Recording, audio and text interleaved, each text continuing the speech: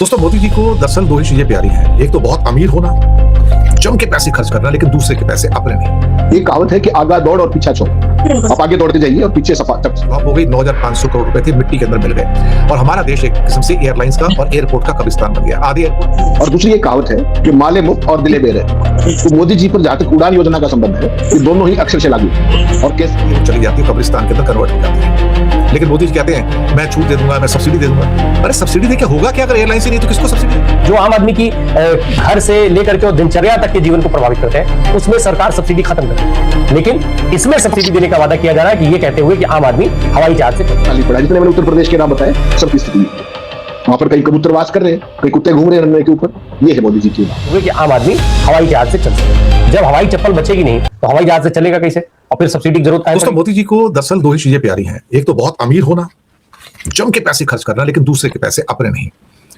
और दूसरा, कुछ लोगों को बहुत अमीर बनाना और कुछ लोगों को कुछ नहीं, बहुत सारे लोगों को गरीब रखना। इतना गरीब रखना कि जिसका कोई हिसाब ही नहीं है। यानी कि उनको 5 किलो अनाज पे जिंदा रहना पड़े। तो 100 करोड़ लोग तो ऐसे हो गए। नाम के लिए 81 करोड़ को दिया जा रहा है, वैसे 100 करोड़ की हालत वही है कि उन्हें 5 किलो अनाज की जरूरत है। लेकिन मोदी जी को एयरपोर्ट से बड़ा प्यार है। नाम के लिए कहते थे कि मैं ट्रेन के अंदर चाय बेचा करता था, लेकिन जिस जगह चाय बेचने की बात थी वहां तो रेलवे स्टेशन नहीं था। वो सब झूठ का कारोबार था, आपको तो पता ही है ना। खैर, उसके ऊपर क्या बात करनी है।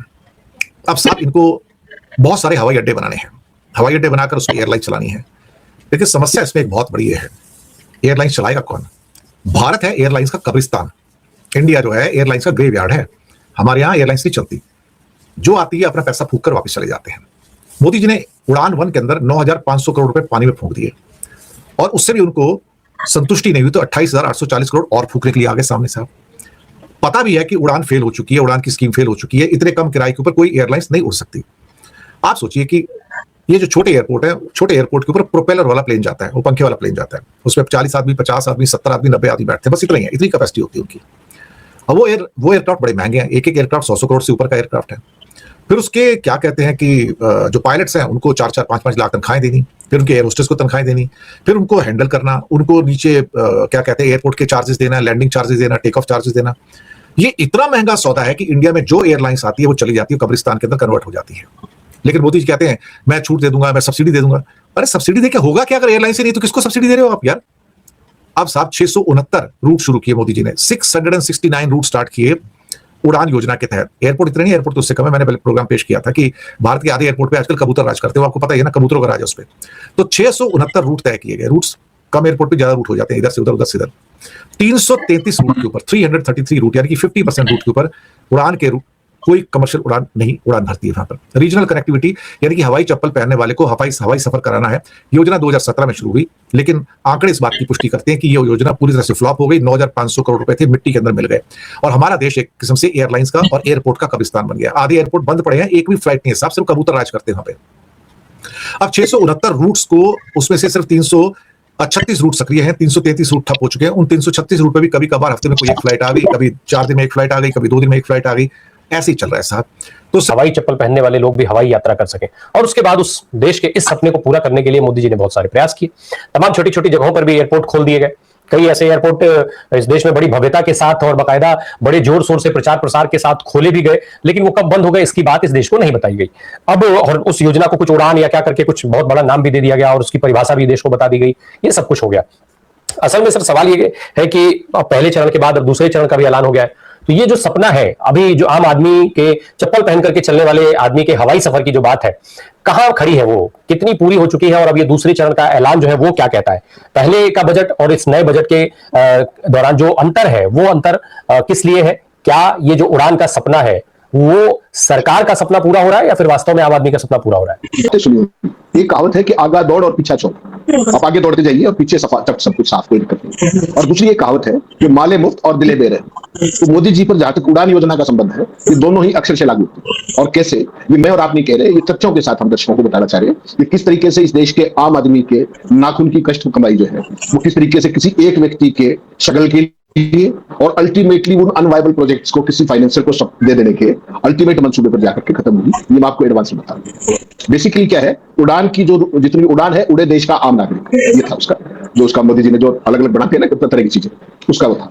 तो उड़ान के तहत जो फर्स्ट फेज के अंदर उड़ानें शुरू की गई थी वो ऑलरेडी मुश्किल में है और 50% रूटों पर ऑलरेडी उड़ान बंद हो चुकी है, फ्लाइट्स बंद हो चुकी है और ये योजना गंभीर मुश्किल में। जो पहला चरण था इसमें 4700 करोड़ रुपए 2017 से 2025 के बीच में केवल एयरलाइंस की सब्सिडी पर खर्च कर दी गई, यानी कि कोई एयरलाइंस, छोटी एयरलाइंस छोटे हवाई अड्डों पर अगर ऑपरेट कर रही है और उसको अगर सवारी प्रॉपर नहीं मिलती, पैसेंजर लोड कम होता है, तो सरकार उसको सब्सिडाइज करती है। इस पर 4700 करोड़ रुपए खर्च किए और 4300 करोड़ रुपए खर्च किए गए इंफ्रास्ट्रक्चर पर, एयरपोर्ट। तो ये 9000 करोड़ रुपया पानी में कैसे चला गया इसको मैं बाद में आऊंगा। अब प्रधानमंत्री जी ने कल आपने देखा हुआ जोधपुर में बड़ी हमेशा की बड़ी भव्यता के साथ जिस तरीके से उन्होंने हवाई अड्डे का उद्घाटन किया, तो मैंने दो खबरें बेची हैं आपको एक ही साथ। एक तरफ इसका विज्ञापन है और दूसरी तरफ उड़ान योजना की सच्चाई। एक इकोनॉमिक टाइम्स की है और विज्ञापन इंडियन एक्सप्रेस का है। वो दोनों अगर आप दर्शकों को एक साथ दिखाएंगे तो समझ में आएगा कि डंका कैसे बनाया जाता है। तो प्रधानमंत्री जी ने उड़ान 2 के लिए नई घोषणा कर दी है। उड़ान 2 में क्या होगा वो सोच करके देखिएगा एक बार। पहली योजना में पहला जो उड़ान 1 थी 8 साल की 17 से 25 तक, उसमें 9000 करोड़ रुपया पानी में बहाया गया। अब उड़ान 2 के तहत 28840 करोड़ रुपया कुल परिव्यय होगा।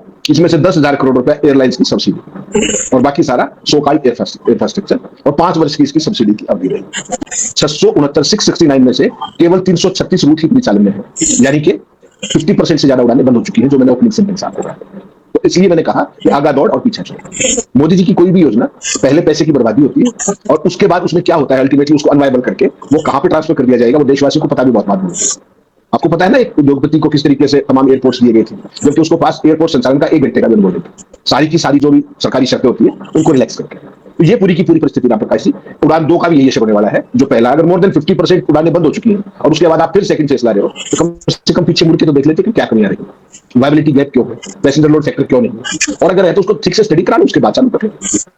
तो स्टडी वगैरह में कोई नुकसान नहीं। सर अभी तक का जो आंकड़ा है, मैं इस पर फिर आ जाऊंगा, लेकिन अभी तक का जो आंकड़ा है वो तो कम से कम कहीं भी ये साबित नहीं करता है कि जो पैरामीटर्स आप बता रहे हैं उन पैरामीटर्स पर रिसर्च करके या सर्वे करके ये उड़ान योजना आगे बढ़ाई गई या शुरू की गई थी। जो पैरामीटर्स है वो तो साफ तौर पर ये बताने हैं कि किसी एक विशेष व्यक्ति के लिए ये सारे एयरपोर्ट्स बनाए जा रहे थे, इस तरीके की पूरी योजनाएं चलाई जा रही थी और उनको लाभ दिया जा रहा है। तो ऐसे में क्या दिक्कत है दूसरा चरण शुरू करने में? जैसे सब्सिडी खत्म हुई, पैसेंजर ऑलरेडी है ही नहीं, तो आप क्या करोगे? आप फ्लाइट बंद कर दोगे। तो कम से कम ये तो देख लेते कि कहीं पर भी वायबिलिटी स्टडी तो कर लेते, पीएलएफ की प्लान जो पैसेंजर लोड फैक्टर पुष्टि किए बिना किसी भी शहर के अंदर आपने एयरपोर्ट खोल दिया और उसके बाद जो स्थिति है वो आपके सामने है। तो कुल मिलाकर राम प्रकाश जी ये मजाक ज्यादा है और मोदी जी ने क्या सपना दिखाया उस विज्ञापन में वो दिखाऊंगा तो आप हंसोगे। उन्होंने उनका विज्ञापन कहता है वो दिखा दीजिएगा, मैंने भेजा आपको। क्षेत्रीय हवाई संपर्क का नया दशक शुरू, उड़ान पूरे देश का आम नागरिक के अगले चरण का शुभारंभ, 29,000 करोड़ की योजना प्रधानमंत्री जी करेंगे। अब इसमें क्या क्या करेंगे सोचिएगा, वो प्रमुख विशेषताएं और लाभ बता रहे हैं वो, फिर मैं इसकी असली बताऊंगा। विज्ञापन कहता है 100 नए हवाई अड्डों का विकास, क्षेत्रीय हवाई संपर्क को मजबूत करने के लिए 12,159 करोड़ रुपए का निवेश, 200 हेलीपोर्टों का निर्माण, पहाड़ी एवं आकांक्षी जिलों में 3661 करोड़ की लागत से, वायबिलिटी गैप फंडिंग जिसकी मैं बात कर रहा था, बीजीएफ जिसको बोलते हैं, कि जहां पैसेंजर जितने कम है सरकार सब्सिडाइज कर रही है। क्षेत्रीय मार्गों पर एयरलाइन संचालन को टिकाऊ बनाने और किफायती हवाई यात्रा सुनिश्चित करने के लिए 10,043 करोड़, हवाई अड्डों के लिए ऑपरेशन और मेंटेनेंस सहायता, सुरक्षा, दक्षता और निरंतर संचालन के लिए 2570 करोड़, आत्मनिर्भर विमान अधिग्रहण, क्षेत्रीय विमान क्षमता को सशक्त बनाने के लिए HAL ध्रुव हेलीकॉप्टर और डोनियर विमान की खरीद। रुपए की बर्बादी कैसे की गई, सरकार जवाब दे रही है, मेरा आप कर रही है। दिसंबर 2025 में सरकार ने राज्यसभा में एक जवाब दिया और वो जवाब सुनिएगा। उड़ान योजना के तहत विकसित कुल हवाई अड्डों में से 15 बंद है अस्थायी रूप से, टेम्परेरी नॉन ऑपरेशनल। मुख्य कारण क्या है, जैसा मैंने कहा, कम यात्री लोड, उड़ानें शुरू ना होना, VGF सब्सिडी समाप्त होना जो वायबिलिटी गैप फंडिंग थी, विमानों की कमी और सारी परिचालन के जो चैलेंजेस है वो। 15 हवाई अड्डे कौन से बने हुए नॉन ऑपरेशनल, ये है मोदी जी की उड़ान योजना किसकी। ये ज्यादातर छोटे हवाई क्षेत्र अड्डे हैं जिनमें उत्तर प्रदेश, गुजरात, पंजाब जैसे राज्य शामिल है, हिमाचल भी शामिल है। कुछ रिपोर्ट जो थी उसमें पहले 16 का जिक्र आया था, लेकिन आज की तारीख में जब मैं बात की तो 15 नॉन ऑपरेशनल। और उड़ान योजना के तहत अब तक 90+ हवाई अड्डे, कुछ हेलीपोर्ट और जल हवाई अड्डे परिचालित किए गए और सैकड़ों रूट शुरू किए गए, लेकिन तमाम रूट सब्सिडी खत्म होने के कारण बंद हो गए। बहुत सारे घोस्ट एयरपोर्ट्स का आप जिक्र सुनते हैं जो खाली पड़े हैं, जहां पर कोई उड़ान की वायबिलिटी उस तरीके की है ही नहीं, फंक्शन। एयरपोर्ट बढ़ा दिया, खाली पड़ा। जितने मैंने उत्तर प्रदेश के नाम बताए सबकी स्थिति है, वहां पर कई कबूतरवास कर रहे हैं, कई कुत्ते घूम रहे हैं रनवे के ऊपर। ये है मोदी जी की उड़ान। तो कुल मिलाकर के जो मैंने कहा कि अरबों रुपए पानी में बहा दिए, और इसका अल्टीमेट क्या होगा आपको पता है ना। जैसे पहले 6 हवाई अड्डे दिए, उसके बाद और दिए, अल्टीमेटली होगा ये कि ये सारे के सारे हवाई अड्डे भी नॉन वायबल बता करके, घाटे के बता करके। इसी का जिक्र तो मैंने शुरू में किया था सर कि आम आदमी से क्या फर्क पड़ता है। अगर एक विशेष व्यक्ति के लिए ही जब योजनाएं चलानी है तो उसके तो 2 चरण क्या 20 चरण भी चलाए जा सकते हैं। पूरे देश के एक एक जिले को, एक एक गांव को अगर कवर करने की जरूरत होगी तो गांव को कवर करने के लिए योजना चलाई जा सकती है। इसके लिए 39,000 क्या 39 लाख करोड़ भी कर्जा लेकर के करना पड़ेगा तो किया जाएगा। सर एक बात आपने कही सब्सिडी देने की, जो कि सरकार कह रही है कि सब्सिडाइज करके उसको करेगी।